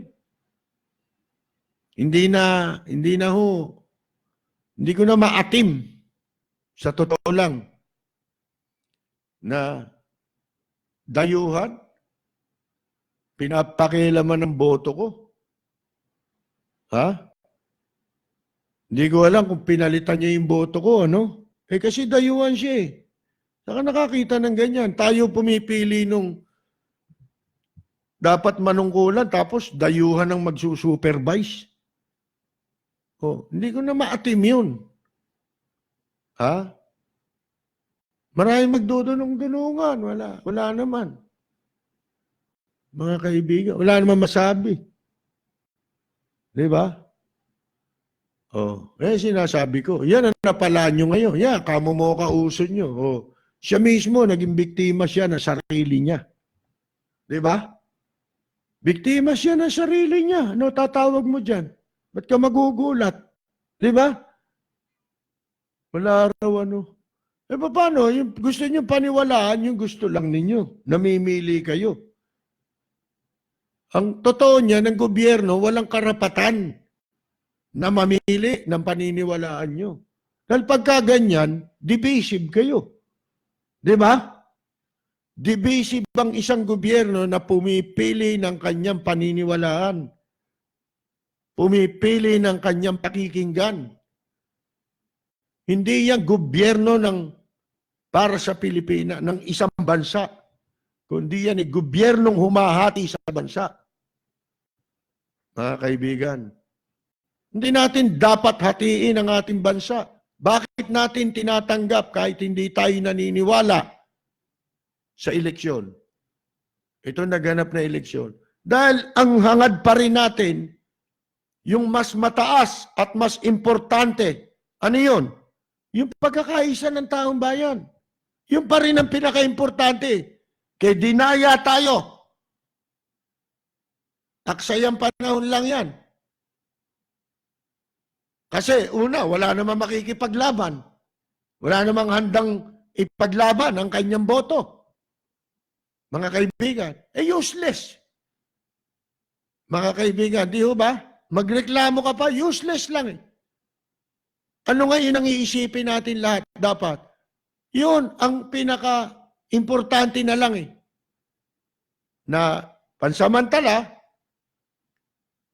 habang hindi pa oras na kalampagin, wala pang panahon, hindi pa nakaupo itong mga bagong senador, wala pa tayong pagkakataong kalampagin sila para sa paglikha ng panibagong batas na gagarantya laban sa lahat ng uri ng kahayupan sa eleksyon. Wala tayong ibang pwedeng magawa ngayon kung hindi, mas hangarin natin na lang muna ang pagkakaisa ng bansa natin. Walang masama doon sa panawagan ng gobyerno, ng administrasyon, na makipag-reconcile, makipagbati, makipag-ayos sa mga nasa oposisyon, kung yun ang makakabuti sa bayan. Sa totoo niyan, nung umpisa pa lang, di ba yan ang sinasabi natin sa administrasyon Duterte? Huwag nating intindihin yung mga banat-banat. Bakit? Yung itinuturing yung paninira, kung paninira lang, huwag na nating intindihin. Pero kung dapat sagutin, yung ipaliwanag, hindi natin dapat ang confrontation. Bakit? Maubos ang panahon natin dyan Una, madidistract ka. Yung mga gusto mong o dapat mong gawin na mabuti para sa bayan,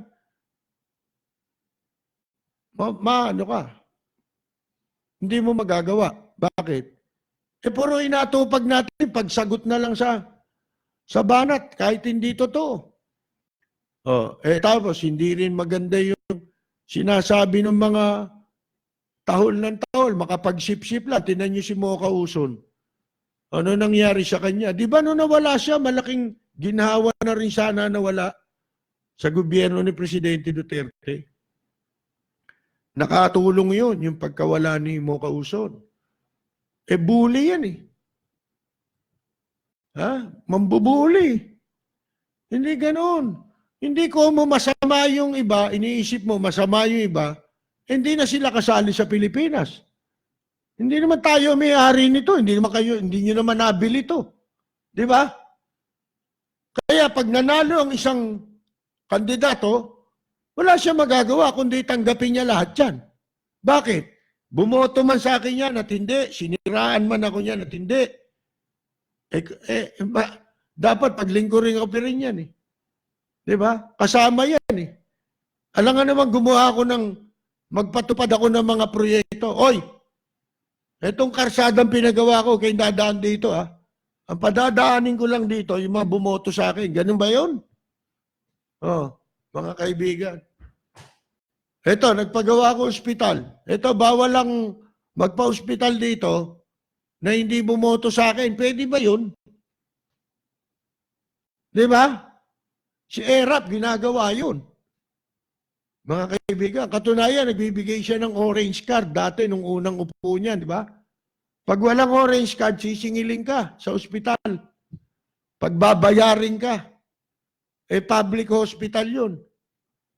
Tinan ninyo, karmang tumama kay ERAP. Kaya ako hindi na rin ako nangihinayang sa loob ng siguro mga 12 taon. Na pagsisikap nating mamulat ang publiko tungkol sa mga kahayupang atraso na ginawa niyan. Hindi bali na nga yun sa akin. May atraso nga sa akin yan eh. Wala yun eh. Sa akin lang yun eh. Isa sa sambayanan, yung pagnanakaw, hindi niya binabalik ang pera. Di ba pangako ni Isko Moreno? Pag nanalo siya, ihatid sa San Juan si ERAP.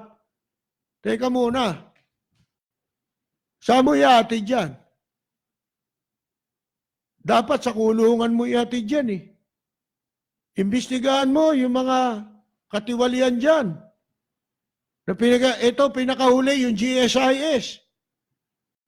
Baka ikaw mademander yan. Di ba? Kasi ikaw na ngayon na nakaupo. Tignan natin, mababawi nyo ba yung ginawa niya, yung pinatayo nilang hotel dyan sa TM Calao? Sa tabi ng US Embassy, yung dating Army and Navy Club, giniba ni ERAP, pinatayo ng hotel, mababawi nyo ba yan? Yung mga palengke, pina-privatize niya. Kunyari, iba nagpapatakbo. Siya rin may-ari, no? Mahilig sa palengke yan eh. Lahat ng pwedeng pagkakitaan. Sa San Juan nga, di ba? Pinasunog pa nila yung yung palengke ron, yung Agora Market. Kasi ayaw umalis ng mga nagtitinda. Nagbabayad sila eh. Public market yun eh. Ano ginawa? Pinasunog. Nung wala nang nagtitinda ron, sunog na, giniba na, tinayuan. Nung maitayo, private na. Kita ninyo. PNB building ngayon, pinagiba rin. Heritage yung mga yan, yung mga Army and Navy Club. Yan sila Is Hotel, paimbestigahan mo yung Grand Boulevard. Ang dami mong paimbestigahan dyan.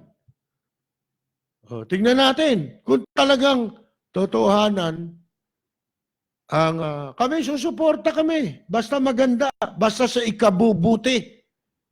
Doon tayo lagi, yun ang pinakamataas, yun ang paramount. Ika nga. Sasantabi natin lahat ng paniwala natin. Sasantabi natin lahat, personal nating paniwala. O kahit na yung mga iba, marami rin sinasabi.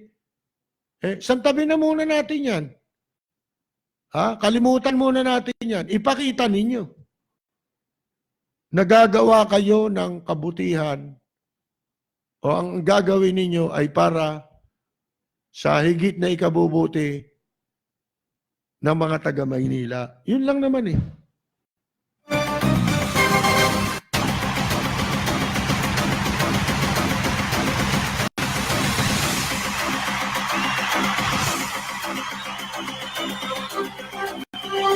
You're listening to DZRJ 810 AM. We'll be right back after these reminders.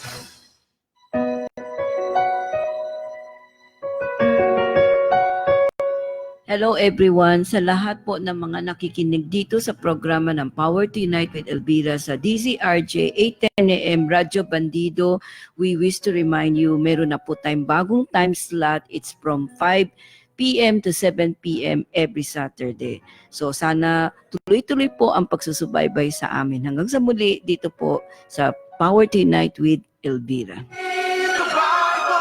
Please always remember to invoke the power of the Holy Spirit and looking forward to hear from you all. Bahay, tibay, ang bilis, ilagay.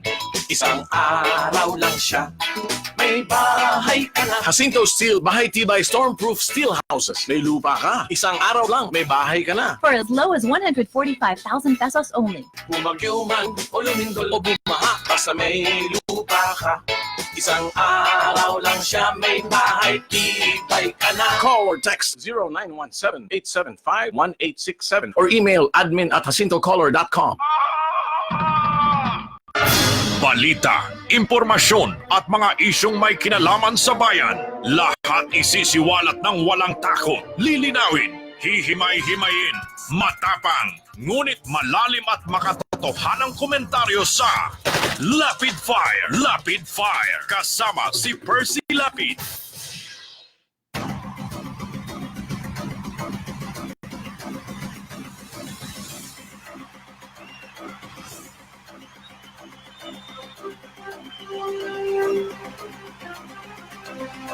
Magpapatuloy po tayo, magbabasa-basa tayo dito ng mga reaksyon at pagbati ho sa mga nanonood po ng ating live streaming. Nabati natin si Arlene Tañedo Varias at ang kanyang husband sa Amsterdam. Nanonood po sila sa the Netherlands. Mga katropa natin yan. Kahit kailan wala na magiging tunay at matino sa larangan ng eleksyon, sabi ni Arlene, dito raw sa Pilipinas. Si Robert Toller, bakit pa tayo boboto kung lolokohin din lang? Hindi, pero boboto, tapos na nga yung botohan, bumoto na nga. Ang gawin natin, mag-initiate tayo mga mamamayan. Puwersahin natin ang gobyerno. Hindi naman makukuha ito sa daldalan, Facebook, wala yan. Kumbaga sa gera, ang labanan hindi naman kilitian lang eh. Sa langit siguro, pagka nag-away kayo doon, naggera kayo doon, baka doon kilitian, di ba? Kasi langit yun eh. Dito hindi eh. Ibang uri ng labanan eh. Bakit pati magnanakaw inindorso? Hindi, problema nyo na yun. Sino ba yung magnanakaw? Ano ba reliyon mo? Kung Catholic ka, kapareho mo yun eh. Ng pananampalataya eh. Di ba? Karapatan nilang bumoto eh. Ano magagawa natin? Kung yun nga mga bayaran, may karapatan bumoto eh. At least yung Iglesia ni Cristo, pag sinabi nilang ito iboto, di nagkaisa yun. Ikaw yung kandidato. Nabalitaan mo ba sila? Pinuntahan nila sa bahay, sinama nila sa vote buying yung mga Iglesia ni Cristo. Hindi nila sinasali yun. Bakit? Alam nila mabibigo sila eh. Alam nila may boto na yun eh. Naninindigan yun. Yun ang importante. Nakapaninindigan. Huwag na natin yun. Ang intindihin natin, yung proseso na dapat magkaroon tayo dito para lahat maging pantay-pantay ang boto. Yung endorsement, mababaliwala na rin yun pag maayos ang eleksyon. Kahit sino pa ang pagkaisahan nila, kasi yun ang pananampalataya sa Iglesia ni Cristo. Meron silang basihan. Religious ano nila yun obligation mga kaibigan, di ba? Ngayon, yung reforma sinasabi natin sa eleksyon, kung totohanang reforma yan, lahat ng yan, wala na yan. Mawawala ng bisa yan. Ultimo yung mga watcher, hindi na kailangan yan Yung watcher pa nga ang ebidensya na hindi malinis ang eleksyon natin. O walang kredibilidad. Kailangan kasi ang eleksyon, merong kredibilidad. Kaya sa ibang bansa, pagkatapos ng eleksyon, paniwala sila. Kampante kalooban nila, natanggapin ang resulta ng eleksyon dahil ang eleksyon nila may credibility. Dito sa atin, nag-uumpisa pa lang, wala nang credibility. May maglalagay ng watcher. Pinapayagan ng COMELEC watcher. Bakit natin pinapayagan? Kasi para mabantayan yung boto ng gusto, man to man. Malapitan. Ay, nako, mga kaibigan. Yun pa lang, wala nang credibility yun So, kailangan mo i-reforma para hindi na kailanganin yun. Kailangan ang gawin mong batas yung magbibihis ng kredibilidad sa hahawak ng eleksyon. Paano yun? Yang COMELEC, tanggalan mo ng power.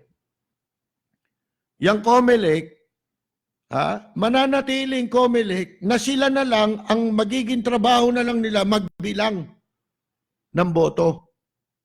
Pero, wala na silang power humawak ng kaso. Magpasya sa mga kaso. Kung tawagin yung quasi-judicial power, yung parang sa husgado. Di ba kasi pag may protesta sa eleksyon, sa kanila ka rin dudulog. Sila nang daya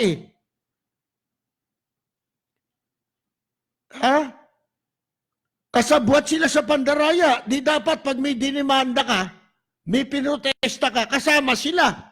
Alangan naman sila magdidesisyon ng protesta mo, i-convict nila yung sarili nila. Meron ba ganon? Halimbawa, ang kalaban mo, yung judge, o yung kalaban mong judge, dinimanda mo, siya ba hahatol sa'yo? Di siyempre dapat sa ibang judge yun, di ba? Ganon kasimple. Yun, pag nireforma natin ang eleksyon, kaya kailangan, habang ginagawa kung gagawin nila ang pagreforma ng eleksyon, nagkakaroon ng boses ang mamamayan. Sasabihin nila, ito ang concern. Halimbawa, sa ganon, tanggalin natin ang bakit? Para tayo luko-luko kasi. Pagka nanatili sa kanila yung kanilang quasi-judicial power, naglolokohan tayo. Bakit? Paano kung kasabot sila sa pandaraya? Minanipula nila eleksyon. Kanino tayo magreklamo? Sa kanila pa rin. Magtayo sa batas ng isa pang tanggapan na pwedeng pagdulugan ng kasong may kinalaman sa eleksyon. Ano pa? Tatanggalin mo sa COMELEC, ililipat mo sa ibang agency yung power. Yung registration of voters. Sila rin ang gumugulo ng mga listahan dito mo ibigay yan. Ibigay mo sa iba. Ang talagang dapat na trabaho niya mga yan, magbilang na lang ng boto. Mga kaibigan. Ang alam ko sa ibang bansa wala naman silang, pagka nagprotesta ka, hindi naman kung sino-sino pagpupuntahan mo, kundi Supreme Court Di ba? Tayo, maglagay tayo ng separate body kasama sa electoral reform yun. Pagtatayo ng bagong tanggapan. Si Franco Jojo, ayun, wala na, nag-iiba-iba ito. Si Boleto Campo ni Pomoseno, dapat suportahan ng buong puso ito si Glenn Chong. Paano mo susuporta kung di naman siya mag-o-organize ng grupo? Ito ang tamang pagkakataon. bago makapagsimula yung Senado, mag-organize siya ng samahan. Sayang yung pinundar niyang advocacy. Sasama ako kung meron mangunguna. Kasi hindi ko naman kayang pangunahan niya. Siya nakakaunawa niyan. Ang tangi dyan, maiaambag natin, contribution natin, yung mga inputs. Maaring hindi niya maisip lahat yan, pero paano gagawin? Magtayo siya, oh. Yung mga walang kakwenta-kwentang grupo, BACC, pwesto lang ang hanap niyan, eh. Diba may organisasyon? Bakit siya wala? Magtayo ka niyan. Maraming sasama sa'yo. Kasi meron kang ipinaglalaban. Oh. Wag kang tumigil. Ha? Sayang naman yung effort mo. Oh, alam na ako personally, hindi ka mananalo, alam ko, simulat sa pool. Hindi ka pa nanalunin, tinan mo. Yung pangalan mo hindi sinasama kung ilan ang boto nakuha mo. Kahit ba konti yun dapat binabanggit ka. Hindi ka binabanggit. Pati media, hindi ka binabanggit. Pinagkakaisaan ka. Bakit? Sa buhatan yan Oh, si Oscar De Jesus, nanonood sa atin from California, binabati natin ang kanyang pamangkin, 56th birthday ni Elmer De Jesus ng Summerlin, Las Vegas, Nevada. Para po kay Elmer De Jesus ng Las Vegas, Nevada at sa mga may kaarawan ngayong araw na ito, narito po ang ating pagbati. Para sa nagdiriwang ng kanilang kaarawan, happy birthday, ang bati ko, ang bati namin sa iyo, nawa ay lumigaya ka.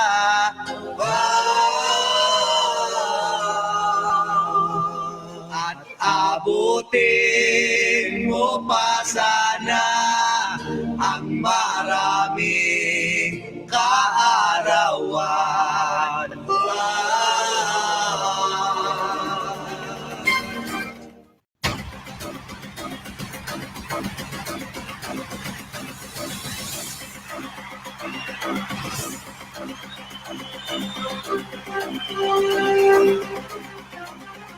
Magpapatuloy po tayo. Si Ledge Chulbo po, binabati natin. Rosita DC, sabi raw, gustong palabasin na tidal wave daw nangyari.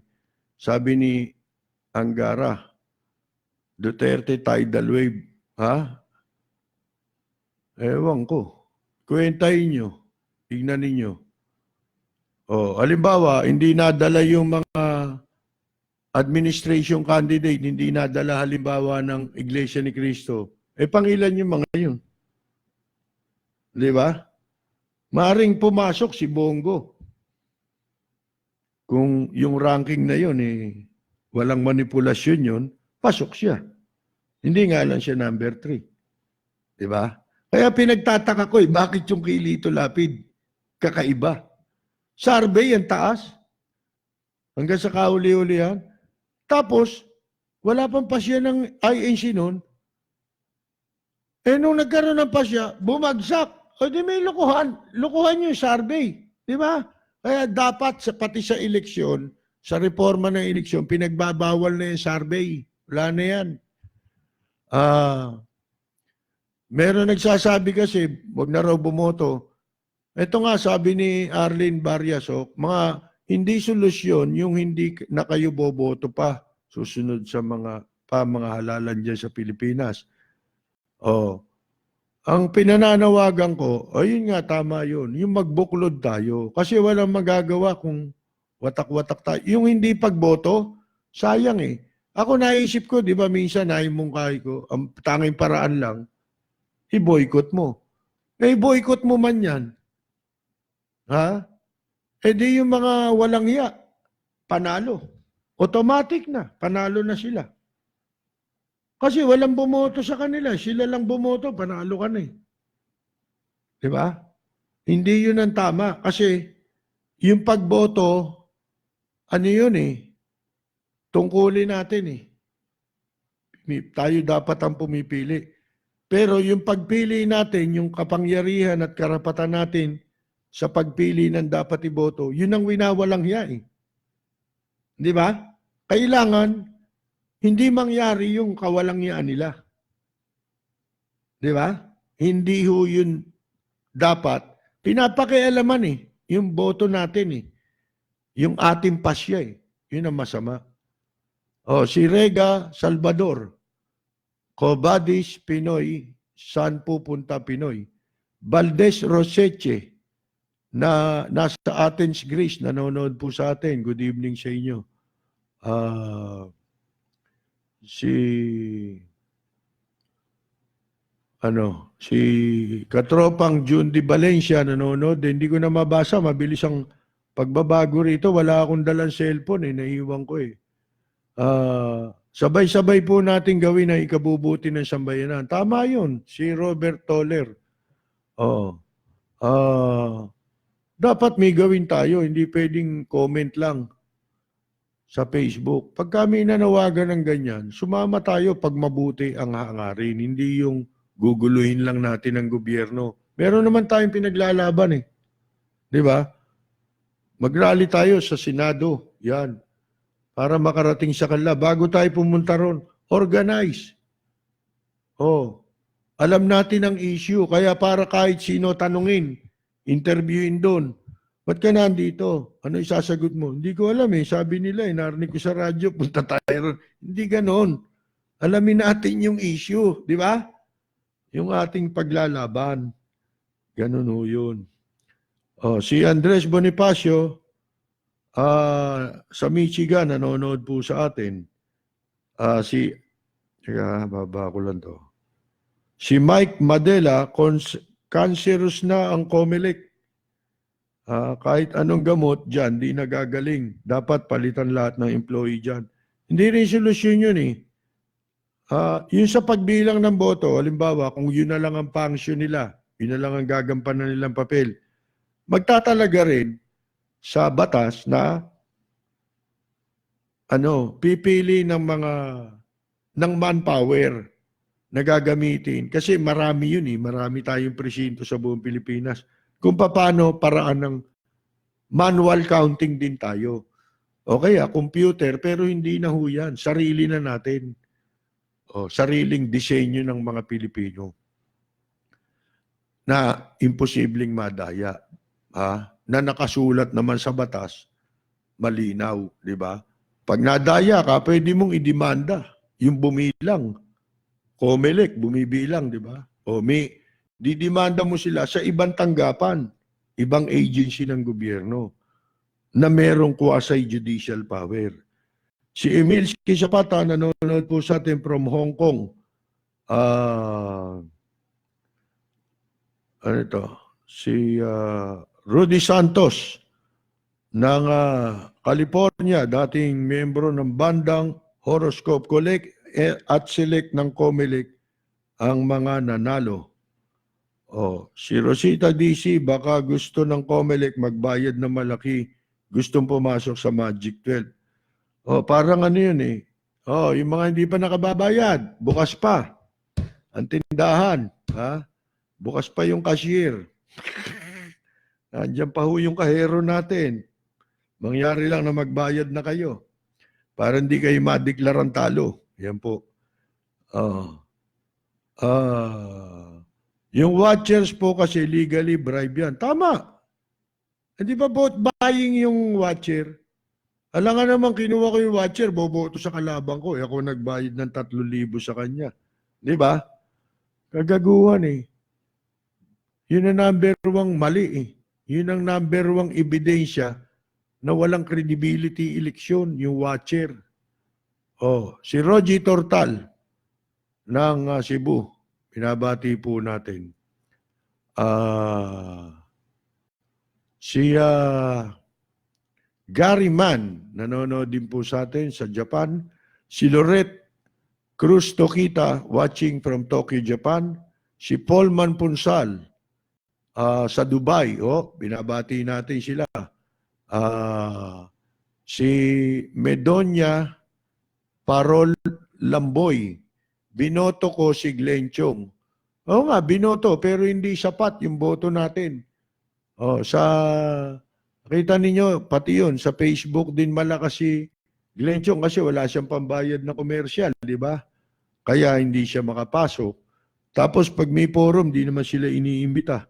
Di ba? Paano siya sisikat?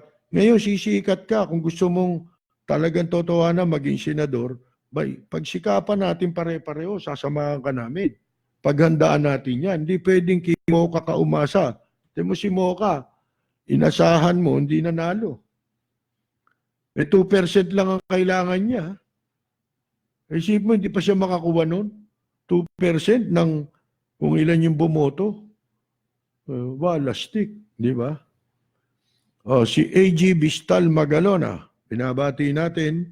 Si Raul Villanada, kung narinig nyo, pahayag ni Glenn Chong, tutulong sa kanya ang mga IT. Sana matuklasan nyo mga manipulations na.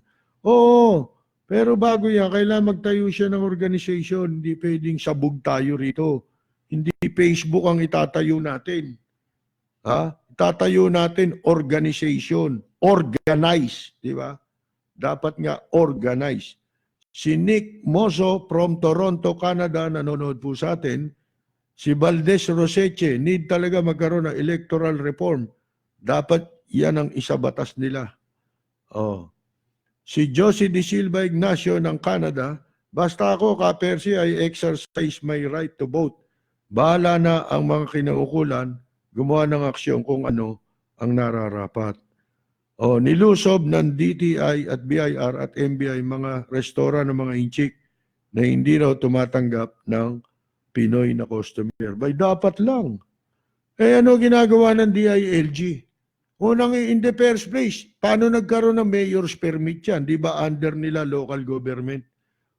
Magdalena Ruiz, nanonood kahit nasa PGH hospital daw siya. Si Maverick Smith, good evening, always watching, Monday to Friday, bati lang po sa mga tropa homeboys. Nanonood po sila palagi sa inyo dyan sa Pinas from Maverick Smith ng Western Australia. Si Vladimir Pascual, sapol na sapol ang mga hin. Puro sila hin. Si Jamer Husti, mabuti na lang sa Pasay, si Calixto pa rin. Mabuhay mga taga Pasay City. Oo, mabuti yan. Sipin ninyo kung nanalo yung dayo dyan, si Tugunggong, ano, pangalan nun? Tugunggong ba yun? Nakalimutan ko na, hindi kasi sikat eh. Dito nga lang sumikat yun sa programa ko si Joe De Lemos, binabati natin si Jumpi rin. Sino pa ba? Si Adi Reyes, watching from London. Si, hindi ko na mabasa yung iba. Ang dami pa di ba? Bakit yung ibang nauna hindi na makita yun? 301 yan, no?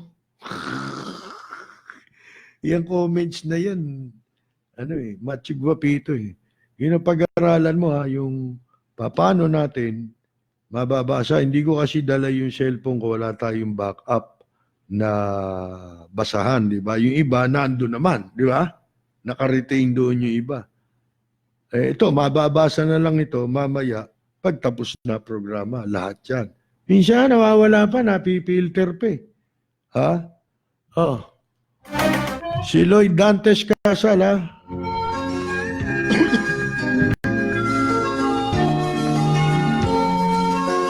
Tiginin ng ini niyan. Talo si Tiginin ng ini niya. Ang lahi, dito'y wala ang pagkukunwari.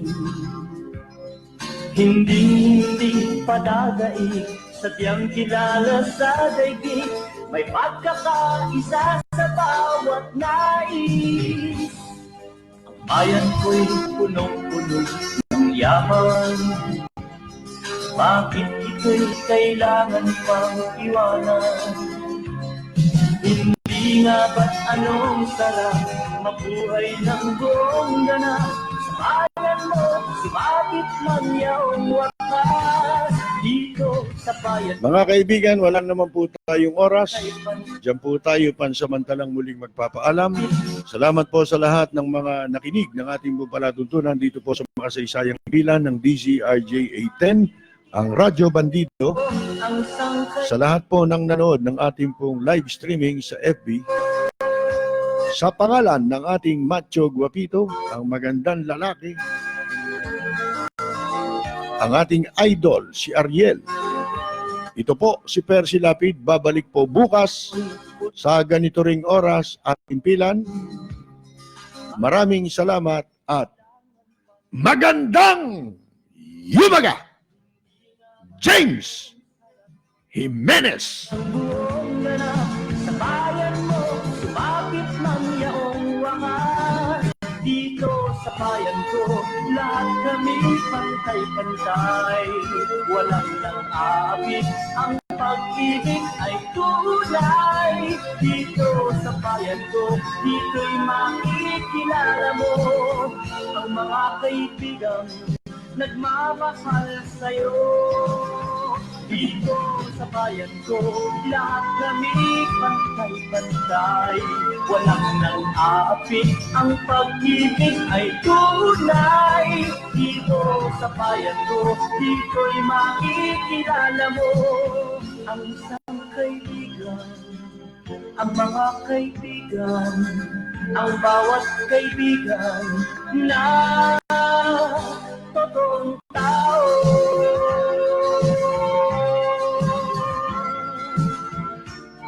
Dito sa bayan ko.